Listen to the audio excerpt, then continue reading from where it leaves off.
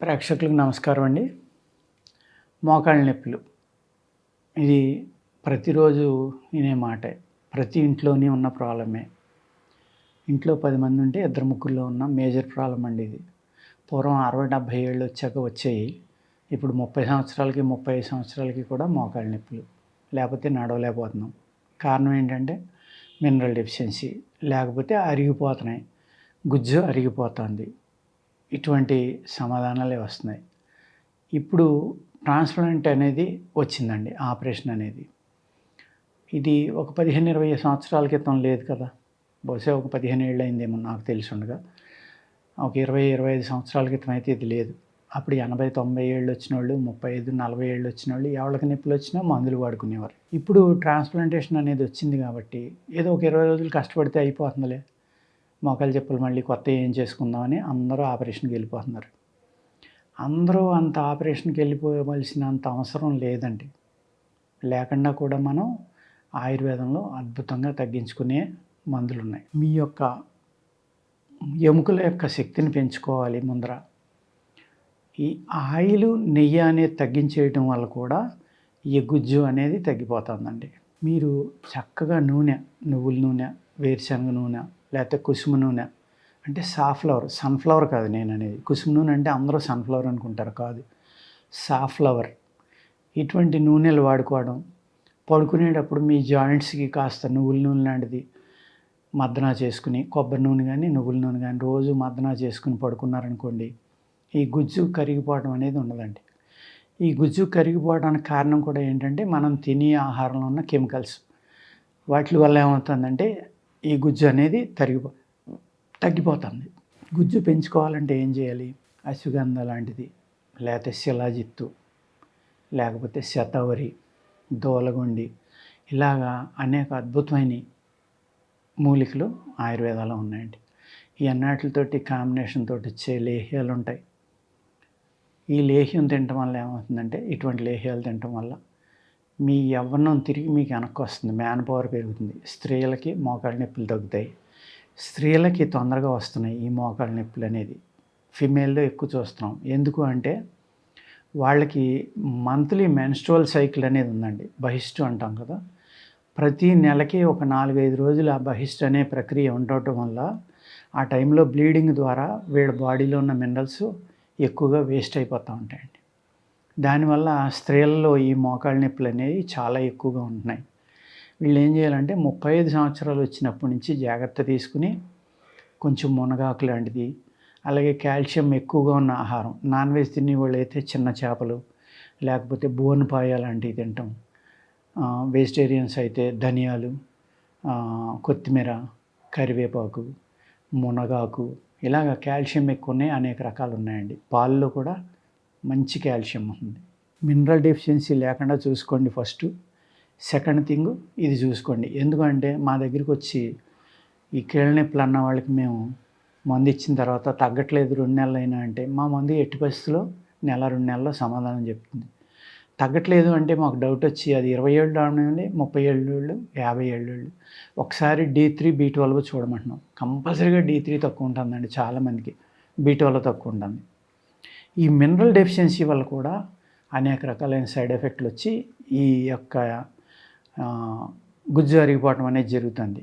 ఇందులో ఇంకొక కారణం ఏంటంటే, ఈ స్త్రీలు వంటింట్లోని ఇంట్లోని వాళ్ళు ఉదయం నుంచి సాయంత్రం దాకా పని చేసుకునే వాళ్ళు అయితే మినిమం 5-6 కిలోమీటర్లు నడుస్తారండి.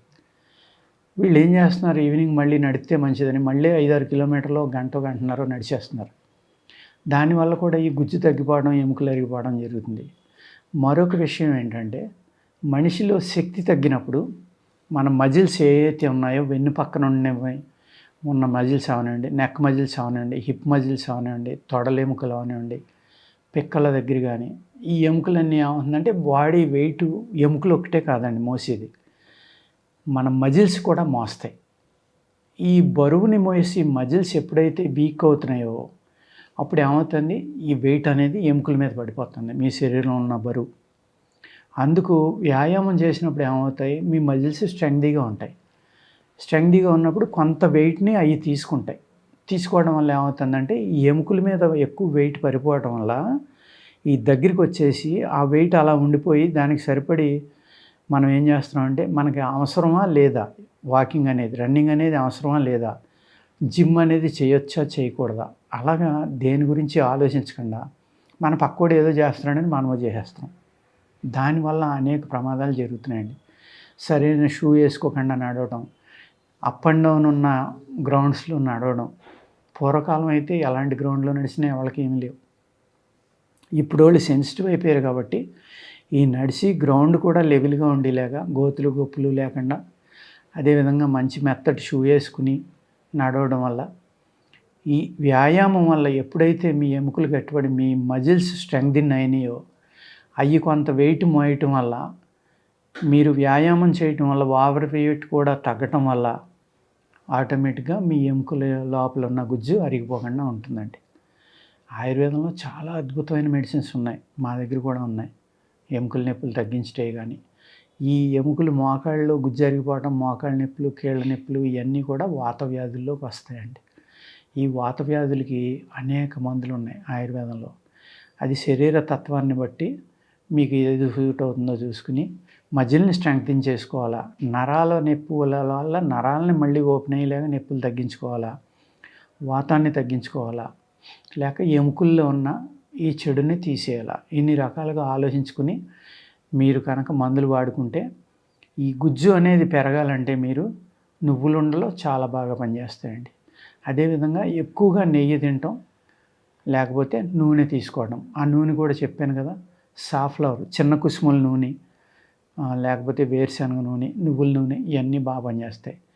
మీకు గుజ్జు అరగకుండా ఉండాలి అంటే మీరు కంపల్సరీగా ఉదయం లేవగానే మీ జాయింట్స్ అన్నిటికి కొబ్బరి నూనె కానీ నువ్వుల నూనె కానీ కాసేపు మసాజ్ చేసుకోండి. జబ్బు వచ్చాక మందులు వింగి లేగలేకుండా అయిపోయి చేసి కన్నా ఒక్క 10 నిమిషాలు దానికి కేటాయించండి దయచేసి. అలాగే పడుకునేటప్పుడు కూడా రాసుకుని, జిడ్డు అనుకోవద్దు, అలవాటైపోతే చాలా ఆనందంగా ఉంటుంది. అంచేత జిడ్డు లేకపోతే ఇంకోటి ప్రతిదాన్ని అసహ్యించుకోవడం మొదలుపెట్టినాం ఒక మంచి విషయాన్ని కూడా. దానివల్ల ఇవాళ మనం ఎన్ని ప్రాబ్లమ్స్ ఫేస్ చేస్తున్నాం. నేను చెప్పిన అశ్వగంధ, శిలాజిత్తు, లేకపోతే శతావరి, దోలగొండి, గోక్షుర ఇలాంటి అనేక రకాలైన మూలికలు ఉన్నాయి. మీ శరీరంలో మజిల్ పవర్ని, మీ బోన్ లోపల ఉన్న మ్యారోని పెంచి మీ ఎముకలు మళ్ళీ ఈ ధాతువులను రిలీజ్ చేసేలాగా చేసే శక్తి నేను చెప్పే మూలికల్లో ఉందండి. వీటిని కనుక మీరు వాడుకుంటే ఎప్పుడైతే ధాతువులు పెరిగినాయో ఆటోమేటిక్గా గుజ్జు కూడా పెరుగుతుంది.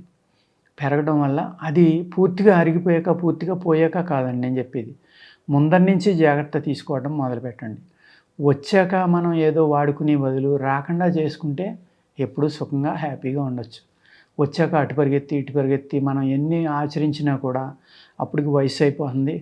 వయసు ఎప్పుడైతే మీకు 40-45 దాటిందో మీ బాడీ అంటే మీ గుర్రం వెనక పరిగెట్టడం మొదలుపెడుతుంది.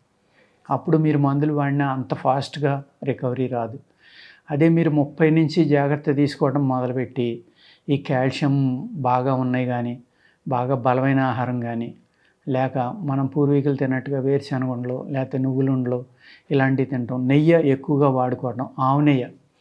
ఇక్కడ నెయ్యి వాడడం వల్ల ఫ్యాట్ పెరిగిపోతుంది, బ్లాక్లు వస్తాయి, క్లాట్లు వస్తాయి, గుండె జబ్బులు వస్తాయి అనేది చాలా తప్పండి. ఎందుకంటే ఈ నెయ్యి మీరు శుభ్రంగా తినటం వల్ల, గేదె నెయ్యి తినొద్దు దయచేసి. నెయ్యి అన్నానని మళ్ళీ గేదె నెయ్యి తినేసి, గేదె వెన్నపూస తినేసి నేను వెయిట్ పెరిగిపోయినా నన్ను తిట్టొద్దండి. నేను చెప్పేది ఓన్లీ నాట్ ఆవు నెయ్యి, ఇండియన్ కౌ.